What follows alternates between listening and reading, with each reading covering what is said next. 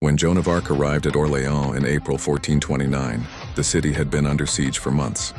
The French had tried everything. Nothing worked. Commanders argued.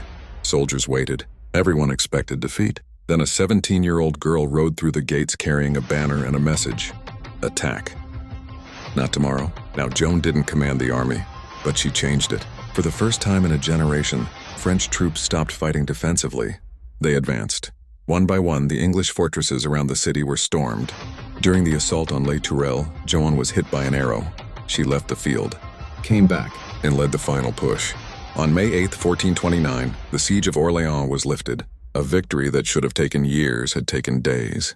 Here's the line that defines Orléans. The English lost more than a battle. They lost the certainty that they would win the war. Joan didn't slow down. She pushed the army into the Loire campaign. Jargeau fell. Meung fell. Beaugency fell. Then came Patay, where the English longbow army, undefeated for nearly a century, was shattered in open battle. For the first time since Crécy, the English were the ones running, but Joan still wasn't interested in territory. Her objective had never changed, Reims, because whoever was crowned at Reims was the rightful king of France. The road to Reims ran through enemy territory. Every commander said it was impossible. The towns opened their gates, one after another. In July 1429, inside Reims Cathedral, Charles VII of France was crowned king. Joan stood beside him holding her banner, because, as she said, it had carried the burden. Here's the turning point. The war stopped being about who could win battles. It became about who was the real king. The English still held Paris. The Burgundians were still their allies.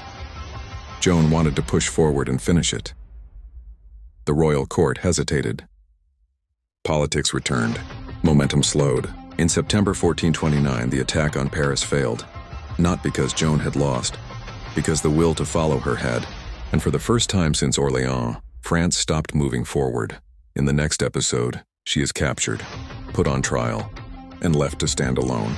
If you enjoyed this trip down the rabbit hole, don't forget to like, share, and subscribe to Smart History for Dumb Times.